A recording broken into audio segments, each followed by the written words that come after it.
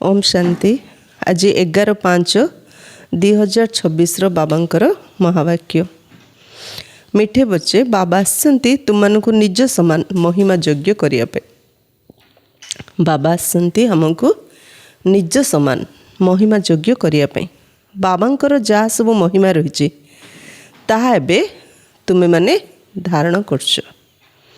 बाबांकर महिमा सो पिल्लांकर महिमा एबे आमे बाबांको महिमा को निज जीवन रे धारण करछंती। तेणु तो पूजारी पूज्य होचंती। प्रश्न, भक्ति मार्ग रे परमात्मा प्रेमिकों को संपूर्ण रूप रे न जानिथिले मध्य केउ शब्द को बहु स्नेहर सहित कहि थांती एवं मन पकाई थांती। उत्तर, भक्त माने बहु स्नेह रे कहि थांती एवं मन पकाई थांती, हे प्रेमिक आपण जेतेबेले आसीबे सेतेबेले आमे केवल आपणको ही मन पकाइबु, अन्य सबुआडु बुद्धि जोग तुटै दे केवल आपणक सहित ही जोड़िबु। एबे बाबा कहउछन्ति पिल्ला माने मु आसी जाइछि, तेणु तुम माने आत्माभिमानी हुओ। आमକୁ ତ କେମିତି ଲାଗୁନି ଯେ ବାବା କହୁଛନ୍ତି ଏବେ ଯେତିକି ସବୁ ବ୍ରହ୍ମା କୁମାରୀ ମାନେ ଅଛନ୍ତି ପୂର୍ବ ଜନ୍ମରେ ସେମାନେ ବହୁତ ଭକ୍ତି କରିଥିଲେ ବୋଲି ବାବାକୁ ପାଇଛନ୍ତି। ଏମିତି ତ ଫିଲ୍ ଆସେନି। ଯେତେବେଳେ ଭକ୍ତି କରିଥିଲ ସେତେବେଳେ ଜାଣିଥିଲେ, ତମ ବାପା ମା ଜାଣିଥିଲେ। ଯେତେବେଳେ ପାଠ ପଢ଼ିଥିଲ ଛୋଟବେଳେ କେତେ ପରିଶ୍ରମ କରିଥିଲ, କେତେ ମେମୋରି ଥିଲା, କେତେ ଇଣ୍ଟରେଷ୍ଟ ନେଉଥିଲ, ତମ ବାପା ମା ଜାଣିଛ, ତମେ ଜାଣିଛ କି? ଆଉ ତମ 10th ଖାଲଟାରେ ଫାର୍ଷ୍ଟ ଡିଭିଜନ୍ ହେଇଗଲ, ଛୋଟରୁ କିଛି ଭଲ ନ ପଢ଼ିକିରି। ହେଲେ ପିଲାବେଳର କଥା ମନେ ରହୁଛି କି? ଯେତେବେଳେ ମାଇଣ୍ଡଟା ମ୍ୟାଚୁର୍ଡ଼ ହେଉଛି ଜାଣୁଛ। ସେମିତି ଆମର ହିଷ୍ଟ୍ରି ଜୋଗ୍ରାଫି ବାବାଙ୍କ ପାଖରେ ସବୁ ଅଛି। ଆମର ପିଲାବେଳର କଥା ଆମ ମନେ ଅଛି କି? बहुत बढ़िया लगुच भविष्य उज्जवल दृश्य आगू बहुत बढ़िया भल तार जीवन जे जेते धारणा करिवो से तो अनुभव करियो। बाबा कहिला पर जे करिवो से ही अनुभव करि पारियो। देखा जाउछ भविष्य बहुत उज्जवल अछि इंडिया का मते लागुछ। ए बाबा कहउछन पिल्ला माने मु आसी आइछि, तेणु तुम माने आत्म अभिमानी हो। तुमर प्रथम कर्तव्य हला स्नेहर सहित बाबा को मन पका हला। फास्ट प्रथम कर्तव्य आमर कौन? स्नेहर सहित बाबा को मन पका। तापे आमको आत्माभिमानी होबार अछि। ओम शांति। मधुर जीवात्मा मानक परमपिता परमात्मा आसी बुझाउचंती जे मु साधारण वृद्ध शरीर रे आसुची, एठाकु आसी अनेक संतान मानक पाठ पढ़ाउची।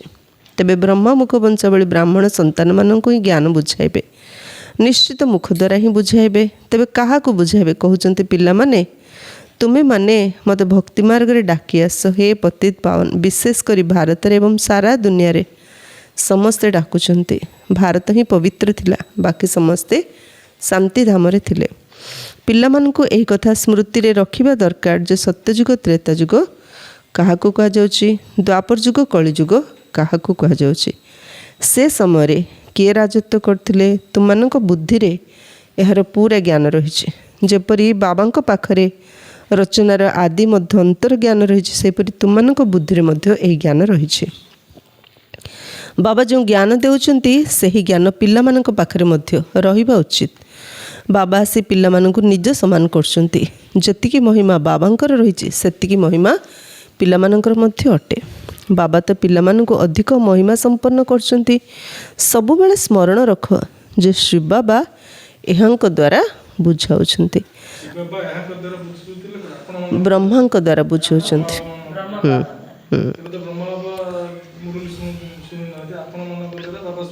हाँ, आत्मा ही परस्पर सहित कथबार्ता करि थाए, किंतु मनुष्य देह अभिमानी होइथिबा कारण भाबुचंती अमुक व्यक्ति पाठ पढ़ाउछंती। आत्मा आत्मा को पाठ पढ़ाଉଛି, किंतु मनीष देह मान जो मनीष मनीषर चेहराटा देखुचे, ए मनीष मत पाठ पढ़ाଉଛି ବୋଲି ଭାବୁଛି। वास्तव में आत्मा ही सबकिछि करता है, आत्मा ही अभिनय करता है। ସେଥିପାଇଁ देही अभिमानी हेबार अछि।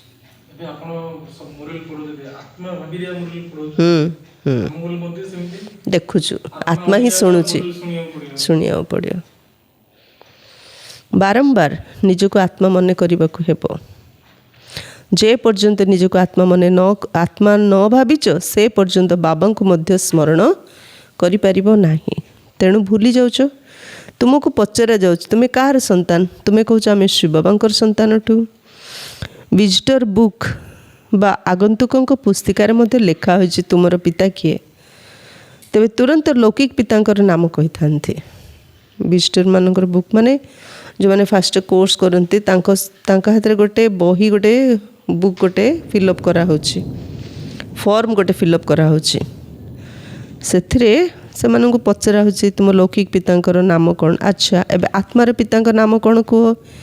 ତେବେ କେହି କୃଷ୍ଣଙ୍କର ନାମ, କେହି ହନୁମାନଙ୍କର ନାମ ଲେଖିବେ, ନଚେତ୍ ଲେଖିବେ ମୁଁ ଜାଣିନି। ଆରେ ତୁମେ ଲୌକିକ ପିତାଙ୍କୁ ଜାଣିଛ, କିନ୍ତୁ ପାରଲୌକିକ ପିତା ଯାହାଙ୍କୁ ତୁମେ ସବୁବେଳେ ଦୁଃଖରେ ମନେ ପକାଉଛ ତାଙ୍କୁ ଜାଣିନ। ବାବା ଆଶ୍ଚର୍ଯ୍ୟ ହେଉଛନ୍ତି, କହୁଛ ମଧ୍ୟ ହେ ଭଗବାନ ଦୟାକର, ହେ ଭଗବାନ ଗୋଟିଏ ପୁତ୍ର ଦିଅ ମାଗୁଛ ନା। ଏବେ ବାବା ଆସି ବିଲକୁଲ ସହଜ କଥା ଶୁଣାଉଛନ୍ତି। ତୁମେ ଦେହ ଅଭିମାନରେ ବହୁତ ରହୁଛ, ସେଥିପାଇଁ ବାବାଙ୍କର ସମ୍ପତ୍ତିର ନିଶା ଚଢ଼ୁନି। ବାବା ଏତେ ସମ୍ପତ୍ତି ଦେଉଛନ୍ତି, ସେ ନିଶା ଚଢ଼ୁନି କାହିଁକି? ବେଶୀ ଦେହ ଅଭିମାନରେ ରହୁଛ, ସେଥିପାଇଁ ବାବା ଦେଉଥିବା ସମ୍ପତ୍ତିର ନିଶା ଚଢ଼ୁନି। ତୁମକୁ ତ ବହୁତ ନିଶା ଚଢ଼ିବା ଉଚିତ। ଭକ୍ତି ମଧ୍ୟ କରୁଛନ୍ତି କେବଳ ଭଗବାନଙ୍କ ସହିତ ମିଶିବା ପାଇଁ। ଯଜ୍ଞ, ତପ, ଦାନ ପୁଣ୍ୟ ଆଦି କରିବା, ଏହା ସବୁ ଭକ୍ତି ଅଟେ। ସମସ୍ତେ କେବଳ ଏକ ଭଗବାନଙ୍କୁ ସ୍ମରଣ କରୁଛନ୍ତି। ବାବା କହୁଛନ୍ତି ମୁଁ ତୁମର ପତିଙ୍କର ପତି, ପିତାଙ୍କର ପିତା ଅଟେ। ଦୁନିଆର ସବୁ ପିତାମାନେ ଭଗବାନଙ୍କୁ ନିଶ୍ଚିତ ମନେ ପକାଉଛନ୍ତି, ଆତ୍ମାମାନେ ହିଁ ସ୍ମରଣ କରୁଛନ୍ତି। ଯଦିଓ କହୁଛନ୍ତି ଭ୍ରୁକୁଟି ମଝିରେ ଚମକୁଛି ଅଜବ ତାରକା, କିନ୍ତୁ ଏହାର ଅର୍ଥକୁ ନ ବୁଝି କହିଦେଉଛନ୍ତି। ଏହାର ରହସ୍ୟ ବିଷୟରେ କିଛି ବି ଜଣା ନାହିଁ।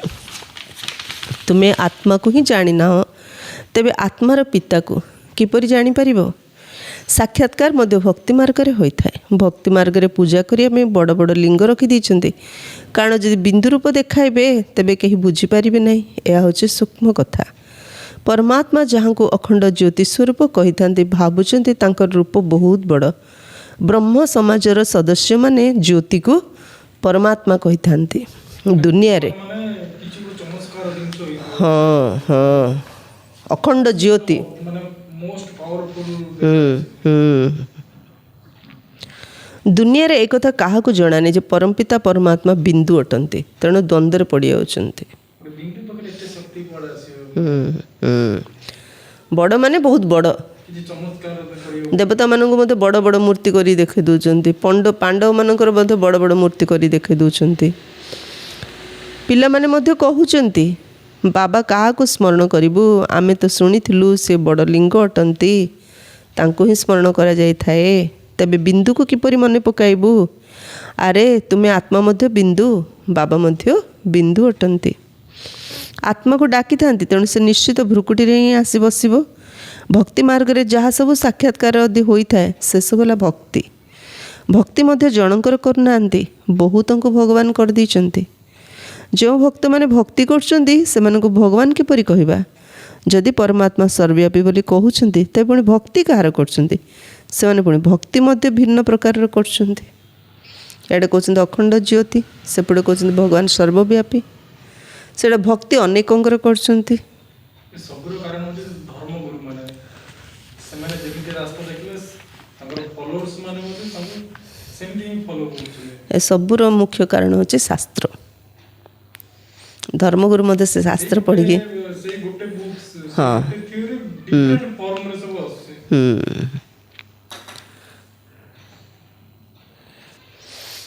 ବାବା ବୁଝାଉଛନ୍ତି ପିଲାମାନେ ଏଭଳି ଭାବ ନାହିଁ ଯେ ଆମକୁ ଅନେକ ବର୍ଷ ବଞ୍ଚିବାର ଅଛି, ହେଲା, ଏମିତି ବଞ୍ଚିବାର ଅଛି। ବାବା କହିଲା ଜଲ୍ଦି ପଳେଇବି। ଏବେ ସମୟ ବହୁତ ନିକଟତର ହୋଇଚାଲିଛି। ନିଶ୍ଚୟ ରଖିବାକୁ ହେବ। ଶ୍ରୀ ବାବାଙ୍କୁ ବ୍ରହ୍ମାଙ୍କ ଦ୍ୱାରା ସ୍ଥାପନା କରାଇବାକୁ ହେବ। ତାଙ୍କୁ ଏ କଥାରେ ବିଶ୍ୱାସ ହଉନି ଯେ ବାବା କହୁଛନ୍ତି ସମୟ ନିକଟତର ଅଛି। ସେମାନେ ଏଇଟା ଜାଣିବା ଦରକାର ଯେ ଯୋଉ ଆମର ଚ୍ୟାନେଲ ସବୁ ବାହାରୁଛି, ବଡ଼ ଚ୍ୟାନେଲ କଥା କହୁନି, ଆପଣ ବାହାରର ଯଦି ଚ୍ୟାନେଲ ଦେଖିବେ ଯୋଉ ୱାର୍କୁ ନେଇ ଭୟଭୀତ ହେଇକିରି ରାତି ଶୋଇପାରୁନାହାନ୍ତି, କେତେବେଳେ ଗୋଟେ ମିଜାଇଲ ନେଇକି ପଡୁଛି କିଛି ଠିକଣା ନାହିଁ। ବାବା ନିଜେ କହୁଛନ୍ତି ମୁଁ ଏହାଙ୍କ ଦ୍ୱାରା ତୁମକୁ ଡ୍ରାମାର ଆଦି ମଧ୍ୟନ୍ତ ରହସ୍ୟ ବୁଝାଉଛି। ଗାୟନ ମଧ୍ୟ କରୁଛନ୍ତି ବ୍ରହ୍ମାଙ୍କ ଦ୍ୱାରା ସ୍ଥାପନା। ଏକଥା ଜାଣିନାହାନ୍ତି ଯେ ନୂଆ ଦୁନିଆକୁ ବିଷ୍ଣୁପୁରୀ କୁହାଯାଉଛି, ଅର୍ଥାତ୍ ବିଷ୍ଣୁଙ୍କର ଦୁଇଟି ରୂପ ଲକ୍ଷ୍ମୀ ନାରାୟଣ ରାଜତ୍ୱ କରୁଥିଲେ। କାହାକୁ ବି ଜଣା ନାହିଁ ଯେ ବିଷ୍ଣୁ କିଏ। ତୁମେ ଜାଣିଛ ଯେ ଏହି ବ୍ରହ୍ମା ସରସ୍ୱତୀ ହିଁ ବିଷ୍ଣୁଙ୍କର ଦୁଇ ରୂପ ଲକ୍ଷ୍ମୀ ନାରାୟଣ ହୋଇ ପାଳନ କରିଥାନ୍ତି। ଏସବୁ ରାଷ୍ଟ୍ରରେ ଆମର ପରମ ବୋମା ସଜିତ ହେଇ ରହିଛି, କୌଣସି ବାଇ ମିଷ୍ଟେକ୍ ଯଦି ସେ ସବୁର କୌଣସି ମାନେ ଭୁଲ ତ୍ରୁଟି ଯୋଗୁଁ ଯଦି ବ୍ଲାଷ୍ଟ ହେଇଗଲା, ସର୍ବନାଶ।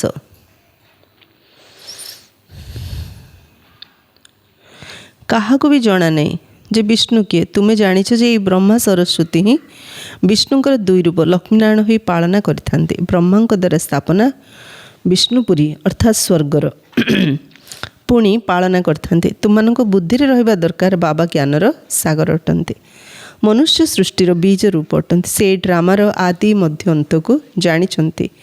ସିଏ ହିଁ ପତିତ ପାବନ ଅଟନ୍ତି। ଯେଉଁ କର୍ତ୍ତବ୍ୟ ବାବାଙ୍କର ତାହା ହିଁ ତୁମମାନଙ୍କର। ତୁମେ ମଧ୍ୟ ଆତ୍ମାମାନଙ୍କୁ ପତିତରୁ ପାବନ କରୁଛ। ଦୁନିଆରେ ଜଣେ ବାପାଙ୍କର 3-4ଟି ପୁଅ ଥିବେ। କେଉଁ ପୁଅ ଉଚ୍ଚ ପଦର ଅଧିକାରୀ ହୋଇଥିବେ ତ ଆଉ କେହି ବିଲକୁଲ ସାଧାରଣ ଥିବ। ଏଠାରେ ବାବା ତୁମକୁ ଗୋଟିଏ କର୍ତ୍ତବ୍ୟ ଶିଖାଉଛନ୍ତି ଯେ ତୁମେ ପତିତମାନଙ୍କୁ ପବିତ୍ର କର। ସମସ୍ତଙ୍କୁ ଏ ଲକ୍ଷ୍ୟ ଦିଅ ଯେ ଶିବ ବାବା କହୁଛନ୍ତି ମୋତେ ସ୍ମରଣ କର। ଗୀତାରେ ଶ୍ରୀକୃଷ୍ଣ ଭଗବାନ ବାଚ କହି ଓଲଟା ଲେଖିଦେଇଛନ୍ତି। ତୁମକୁ ବୁଝାଇବାକୁ ହେବ ଭଗବାନ ତ ନିରାକାର, ପୁନର୍ଜନ୍ମ ରହିତ ଅଟନ୍ତି। ବାସ୍ ଏହା ହିଁ ଭୁଲ ଅଟେ। ଏବେ ତୁମେ ପିଲାମାନେ ଶ୍ରୀକୃଷ୍ଣପୁରୀର ମାଲିକ ହେଉଛ। କେହି ତ ରାଜଧାନୀରେ ଆସିବେ, ଆଉ କେହି ପ୍ରଜାରେ ଆସିବେ। ତାକୁ ଶ୍ରୀକୃଷ୍ଣପୁରୀ କୁହାଯାଉଛି କାରଣ ଶ୍ରୀକୃଷ୍ଣ ସମସ୍ତଙ୍କର ବହୁତ ପ୍ରିୟ ହୋଇଥାନ୍ତି। ଛୋଟ ପିଲା ପ୍ରିୟ ହୋଇଥାନ୍ତି ନା। ପିଲାମାନଙ୍କର ମଧ୍ୟ ମା ବାପାଙ୍କ ସହିତ ବହୁତ ସ୍ନେହ ହୋଇଯାଇଥାଏ। ଧୀରେ ଧୀରେ ପୁଣି ସ୍ନେହ ବାଣ୍ଟି ହୋଇଯାଏ। ଏବେ ବାବା ବୁଝାଉଛନ୍ତି ତୁମେ ନିଜକୁ ଶରୀର ମନେ କର ନାହିଁ, ବାରମ୍ବାର ନିଜକୁ ଆତ୍ମା ନିଶ୍ଚୟ କର। ବାବା କହୁଛନ୍ତି ବାରମ୍ବାର ନିଜକୁ ଆତ୍ମା ନିଶ୍ଚୟ କର, ଆତ୍ମ ଅଭିମାନୀ ହୁଅ। ବାବା ମଧ୍ୟ ନିରାକାର ଅଟନ୍ତି। ଏଠାରେ ମଧ୍ୟ ତାଙ୍କୁ ଜ୍ଞାନ ବୁଝିବା ପାଇଁ ଶରୀର ନେବାକୁ ପଡ଼ୁଛି। ଶରୀର ବିନା ତ ବୁଝେଇ ପାରିବେ ନାହିଁ। ତୁମର ତ ନିଜର ଶରୀର ଅଛି, କିନ୍ତୁ ବାବା ଏ ଶରୀର ଲୋନ୍ରେ ନେଉଛନ୍ତି। ବାକି ଏଥିରେ ପ୍ରେରଣା ଆଦିର କଥା ନାହିଁ। ବାବା ନିଜେ କହୁଛନ୍ତି ମୁଁ ଏ ଶରୀର ଧାରଣ କରି ପିଲାମାନଙ୍କୁ ପାଠ ପଢ଼ାଉଛି, କାରଣ ତୁମମାନଙ୍କର ଆତ୍ମା ଏବେ ତମ ପ୍ରଧାନ ହୋଇଯାଇଛି। ପୁନଃ ଆତ୍ମାକୁ ସତ ପ୍ରଦାନ କରିବାକୁ ହେବ।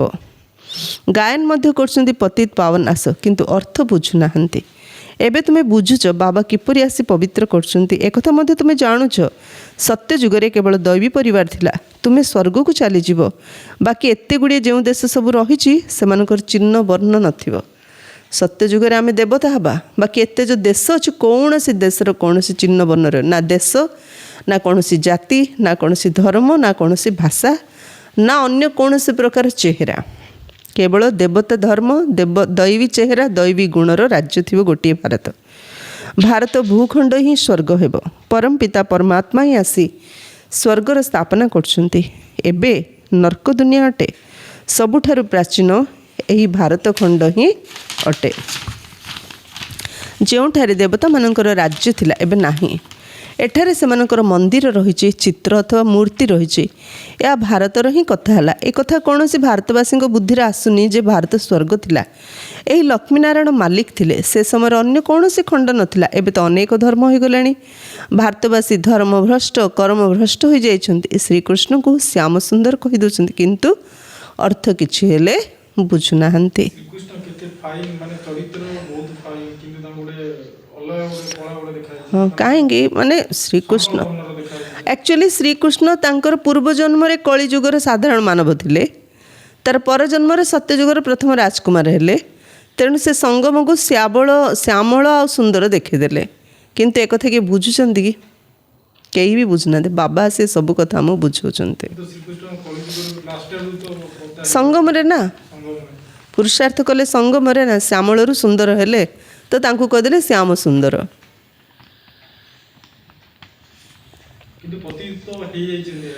ପତିତ ଆତ୍ମା ନା, ଆତ୍ମା ଅନ୍ୟ ନାମରେ ଅନ୍ୟ ରୂପରେ ପତିତ ହେଇଥିଲେ, କିନ୍ତୁ ଶ୍ରୀକୃଷ୍ଣ ନାମରେ ଶ୍ରୀକୃଷ୍ଣ ରୂପରେ ସେ ଆତ୍ମା ସମ୍ପୂର୍ଣ୍ଣ ପବିତ୍ର। ନମ୍ବର 1 ପବିତ୍ର ଆତ୍ମା, ଦେବାତ୍ମା। ଶ୍ରୀକୃଷ୍ଣଙ୍କୁ ଶ୍ୟାମ ସୁନ୍ଦର କହିଦେଉଛନ୍ତି, କିନ୍ତୁ ଅର୍ଥ କିଛି ବୁଝୁନାହାନ୍ତି। ବାସ୍ତବରେ ଇଏ ବ୍ରହ୍ମା ପତିତ ଥିଲେ ନା। କହୁଛନ୍ତି ଶ୍ରୀକୃଷ୍ଣଙ୍କୁ ସର୍ପ ଦଂଶନ କରିଥିଲା, ତେଣୁ ଶ୍ୟାମଳ ହୋଇଯାଇଥିଲେ। ତା ପାଇଁ ଥରେ କାହାଣୀ।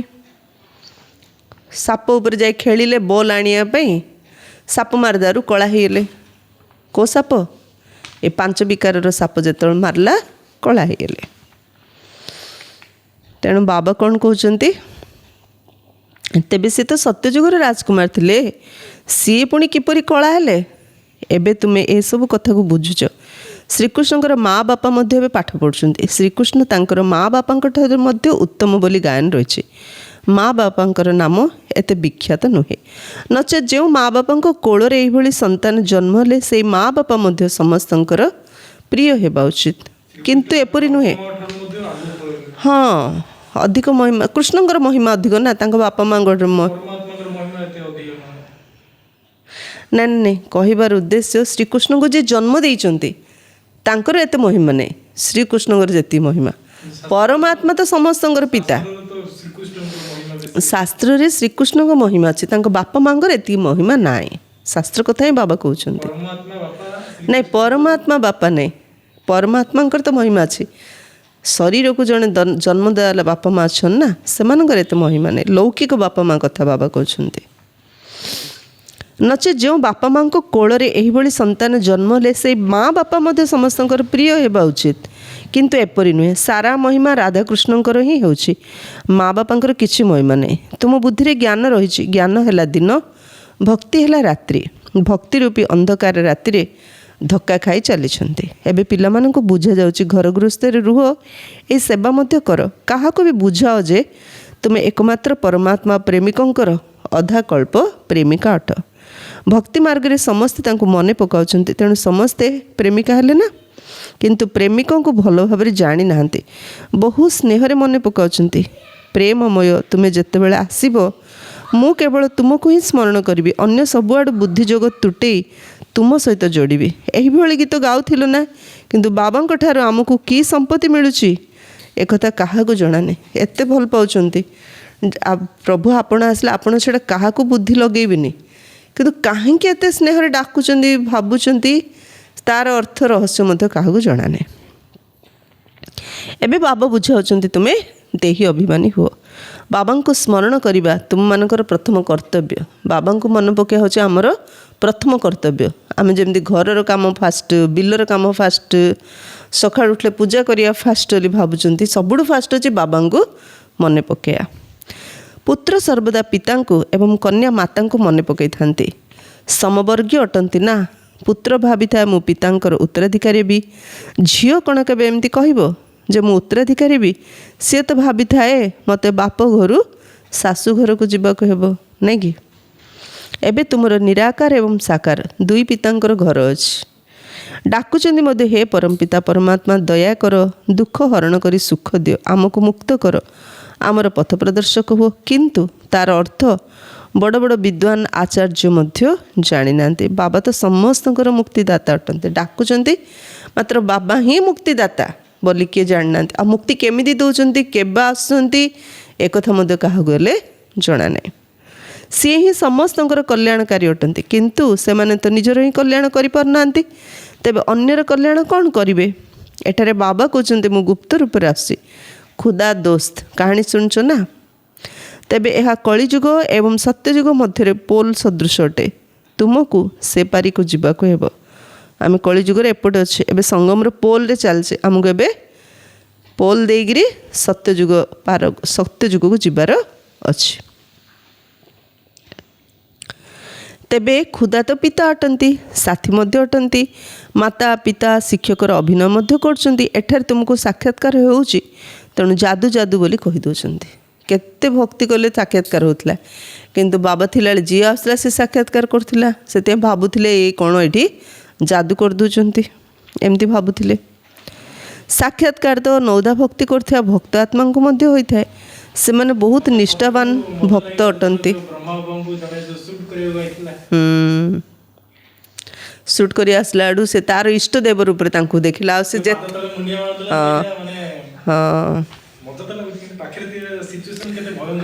ହଁ, କିନ୍ତୁ ବ୍ରହ୍ମାଙ୍କ ଭିତରେ କିଏ ଥିଲେ ସେତେବେଳେ? କିଏ? ଶିବ ବାବା। ଭୟ କରିବେ କେବେ? ଆମେ ଦେହର ଅଭିମାନରେ ରହୁଥିଲେ ନା, ଭୟ ଲାଗୁଛି। ଶିବ ବାବା ତ ଏଇ ଆତ୍ମାଭିମାନୀ। ବାବା ନାଇଁ, ବାବା ତ ନିଜେ ତାଙ୍କ ଭିତରେ ଅଛନ୍ତି, ଆଉ ଉଡ଼ିଯିବ କୁଆଡ଼େ? ସେ ମରିବେ କି? ମାନେ କେତେ ଆତ୍ମ ଅଭିମାନୀ, ପରମାତ୍ମା ଅଭିମାନୀ। ଆତ୍ମା ଅଭିମାନୀ ହେଲେ କେତେ ଶକ୍ତି ଆମ ଭିତରେ, ଦେହ ଅଭିମାନ ହେଲେ କେତେ ଭୟ ଆମ ଭିତରେ। ପରମାତ୍ମା ସବୁବେଳେ ଆତ୍ମ ଅଭିମାନୀ ସ୍ଥିତି ରହୁଛନ୍ତି, ସେଥିପାଇଁ ସର୍ବଦା ସର୍ବଶକ୍ତିମାନ। आम सब देह मान था केमी करूँ केते भय लगुच भावुँ से आत्मअभिमानी हो बारंबार आत्मअभिमान से टाइम रे एते निर्भय मान बड़ बड़ ऑफिस को समस्त को जाके बाबा मो द्वारा ज्ञान दीतार बाबा मते जमा केते बड़ लोक लिया लागिया नै मते ताके बहुत प्यार सुनिया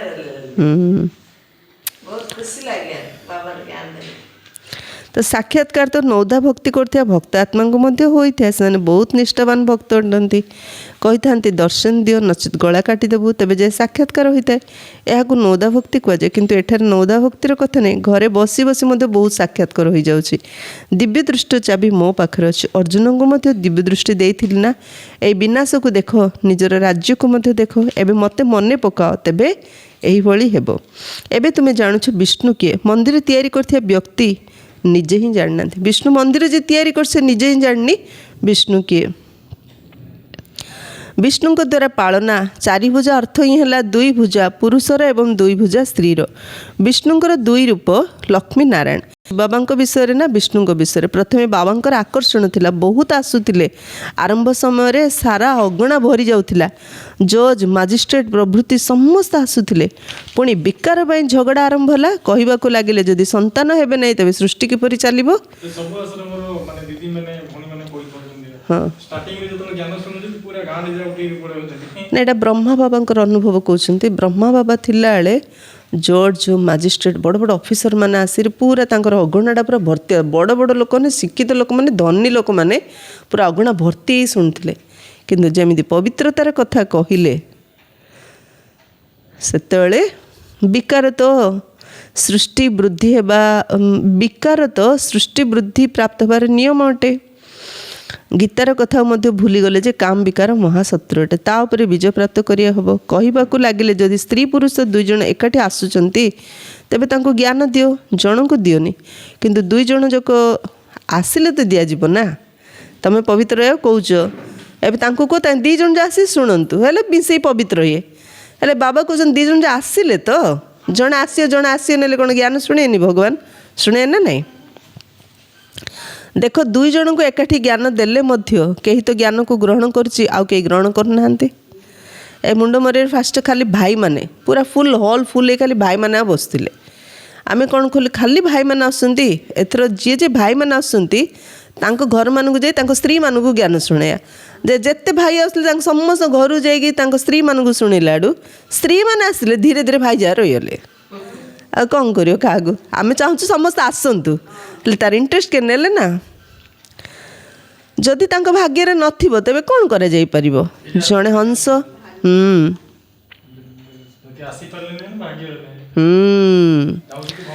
हाँ हाँ जदि भाग्य नथिबो तेबे कौन करा जाई परिबो जणे हंस जणे बोग हो जाउछंती एठार तुमे ब्राह्मण माने देवता मानक ठार मध्य उत्तम अट जानिछ आम ईश्वरीय संतान शिव बाबांकर पुत्र अटु स्वर्गरे तुम पाखरे ज्ञान रहिबो नै किंबा जेतेबेले निराकारी दुनिया मुक्ति धामरे थिबो सेतेबेले मध्य ए ज्ञान नथिबो ए ज्ञान शरीर सहित एठाने ही समाप्त होई जिवो ए ज्ञान शरीर सहित एठी ही समाप्त होई जिवो आर प्रारब्ध हमें साथी नै जाय बाकी ज्ञान किछ हम मन रहियनि भाई आपण बाबा पर एते निश्चय थिबारु आपण सिंगल रांधी रोसे करी खाउचंदी एते धारणा फॉर एग्जांपल लाइक देखोचंदी समस्त को जणे जणे एमती आपण देखियो बेले जानिए जे आपण फॉलो करी एमती एते बढ़िया पुरुषार्थ बाबा आपण द्वारा करोचंदी ग्रेट एही ज्ञान शरीर सहित एठारे ही समाप्त हो जिवो एबे तुमको ज्ञान मिलिछि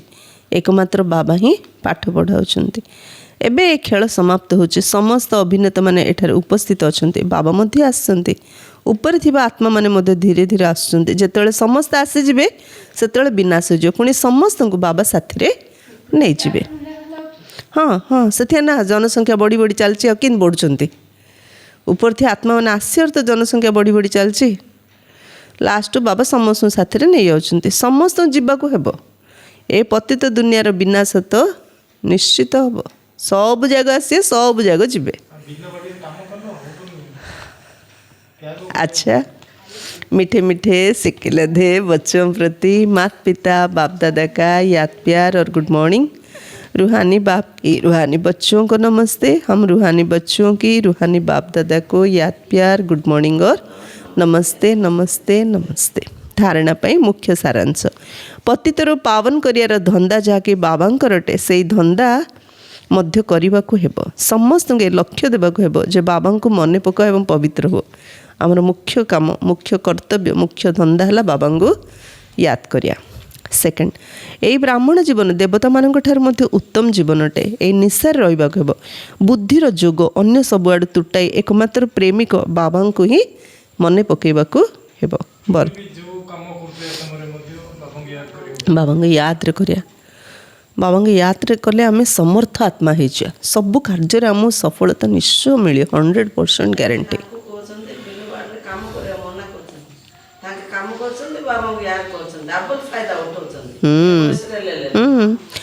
शरीर भी निरोगी रहिला मनरे कौन से दुश्चिंता आसलानी ना कि वरदान त्याग एवं स्नेहर शक्ति द्वारा सेवारे सफलता प्राप्त करथिबा स्नेही सहयोगी भव। जेपरी आरंभ समय ज्ञानर शक्ति कम थिला किंतु त्याग एवं स्नेहर आधार रे सफलता मिलथिला। ज्ञान अति क्लेरिटी नथिला किंतु स्नेह एवं त्याग आधार रे सफलता मिलथिला।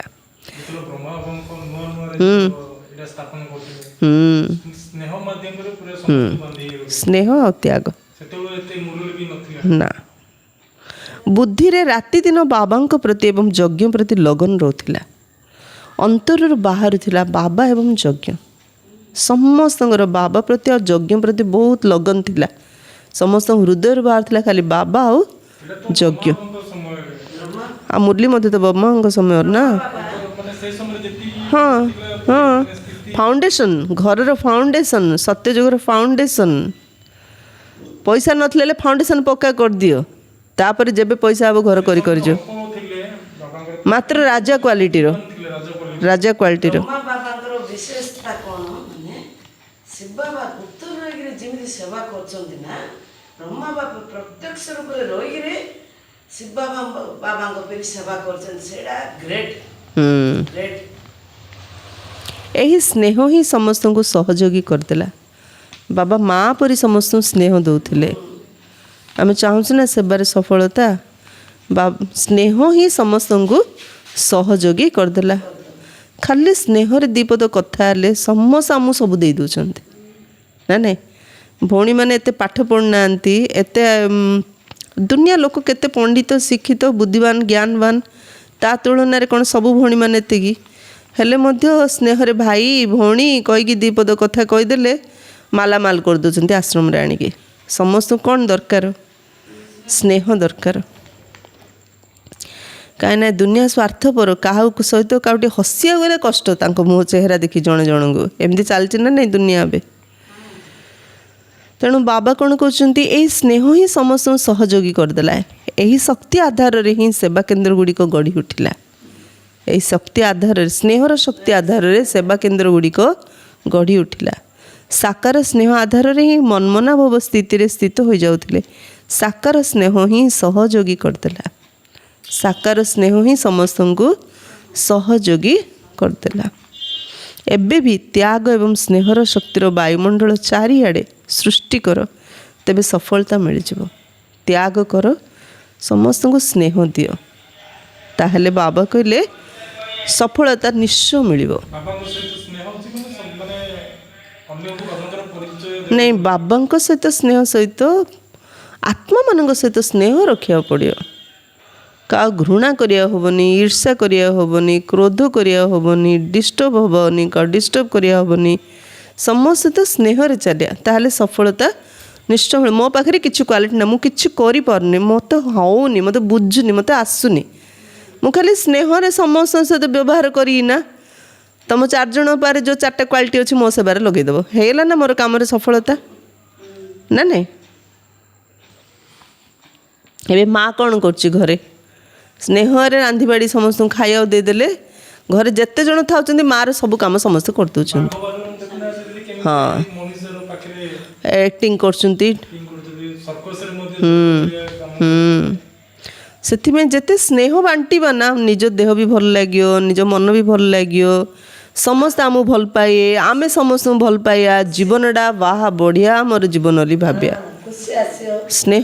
ସ୍ନେହ କରିବାର ଶିକ୍ଷାର ଅଛି ସେଥିପାଇଁ ବାବା କହିଲେ ଏବେ ବି ତ୍ୟାଗ ଏବଂ ସ୍ନେହର ଶକ୍ତିର ବାୟୁମଣ୍ଡଳ ଚାରିଆଡ଼େ ସୃଷ୍ଟି କର ତେବେ ସଫଳତା ମିଳିଯିବ ସ୍ଲୋଗାନ ଯଦି ଫରିସ୍ତା ହେବାକୁ ଚାହୁଁଛ ତେବେ ବ୍ୟର୍ଥ ବାଣୀ ବା ହଲଚଲ କରିବା ଭଳି ବାଣୀ ଠାରୁ ମୁକ୍ତ ହୁଅ ଫରିସ୍ତା ହେବାକୁ ଚାହୁଁଛ ନା ବ୍ୟର୍ଥ କଥା ହୁଅନି କି କାହାର ବୁଦ୍ଧିକୁ କାହା ସ୍ଥିତିକୁ ହଲଚଲ କଲା ପରି କଥାବାର୍ତ୍ତା କରନି ଖୁସି ମିଳିବ ଖୁସି ମିଳିବ ଶକ୍ତି ମିଳିବ ଶ୍ରୀମତ ଦ୍ୱାରା ବାବାଙ୍କର ଜ୍ଞାନ ମିଳୁଥିବ ସେମିତି କଥା କହିବାର ଅଛି ଅବ୍ୟକ୍ତ ଇଶାରା ସର୍ବଦା ଅଟଳ ଏବଂ ଏକରସ ସ୍ଥିତିର ଅନୁଭବ କର ଚାହେ ପ୍ରକୃତି ଦ୍ୱାରା ଚାହେ ବ୍ୟକ୍ତି ଦ୍ୱାରା ଯେମିତି ବି ପରୀକ୍ଷା ଆସୁ କେହି ବି ତୁମର ଅଚଳ ସ୍ଥିତିର ଆସନକୁ ହଲଚଲ ନ କରୁ କ'ଣ ଏତିକି ମଜବୁତ ଅଟ ତ ଦେଖ ଯେପରି ତୁମର ଶରୀର ଯଦି କୌଣସି ଆସନ ଉପରେ ସ୍ଥିର ହୋଇ ନ ରହିବ ତେବେ ହଲଚଲ ହେବ ନା ଗୋଟେ ଆସନ ସ୍ଥିତିରେ ନ ରହିବା ତାହେଲେ ଶରୀରଟା ହଲଚଲ ହେଉଛି ନା ସେହିପରି ତୁମର ମନ ହଲଚଲ କରୁନାହିଁ ତ ସର୍ବଦା ଅଚଳ ଅଟଳ ରହୁଛି ତ ଟିକେ ହେଲେ ବି ହଲଚଲ ନ ହଉ ଯଦି କେବେ ଅଚଳ ରହୁଥିବ ତେବେ ସିଂହାସନ ମଧ୍ୟ କେବେ ମିଳିବ କେବେ ମିଳିବନି ସବୁବେଳେ ଯଦି ସ୍ଥିତି ଅଚଳ ରହିବ ତାହେଲେ ସବୁବେଳେ ପାଇଁ ସିଂହାସନ ମିଳେ 21 ଜନ୍ମ ପାଇଁ ଆଉ ଯଦି କେବେ ହଲଚଲ କେବେ ଅଚଳ ତ ସିଂହାସନ ମଧ୍ୟ କେବେ ମିଳିବ କେବେ ମିଳିବନି